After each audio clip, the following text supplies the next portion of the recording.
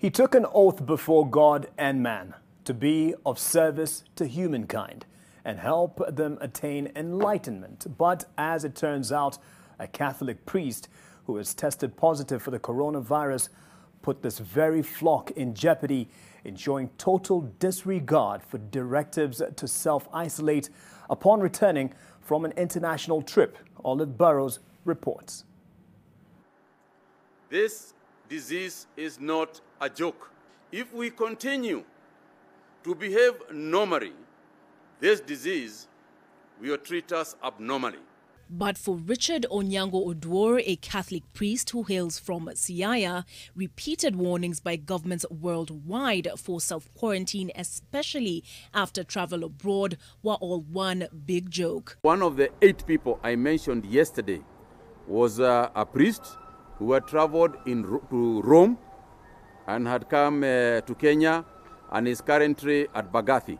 In fact, it's reported he even joked about it when he presided over a burial in Ambira on Saturday, March the 14th, upon his return from Rome, just a day after Kenya confirmed its first COVID-19 case. This is one time when we are calling for serious citizen responsibility.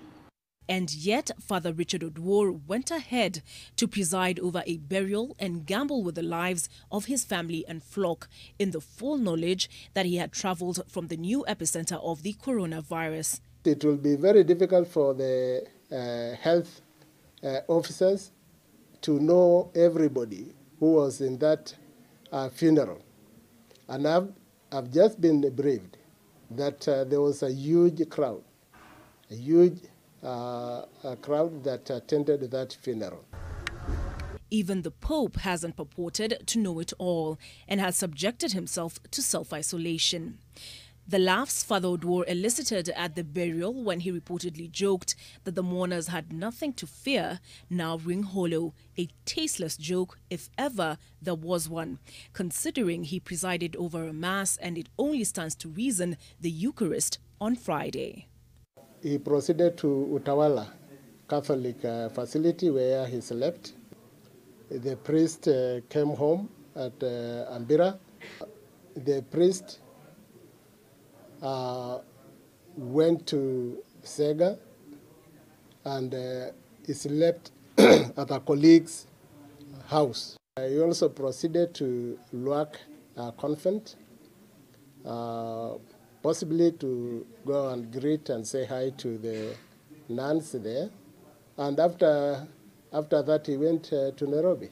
And now those who crossed paths with him are at risk of contracting the coronavirus, and the hundreds who came into contact with them in a domino effect that could eventually lead to you.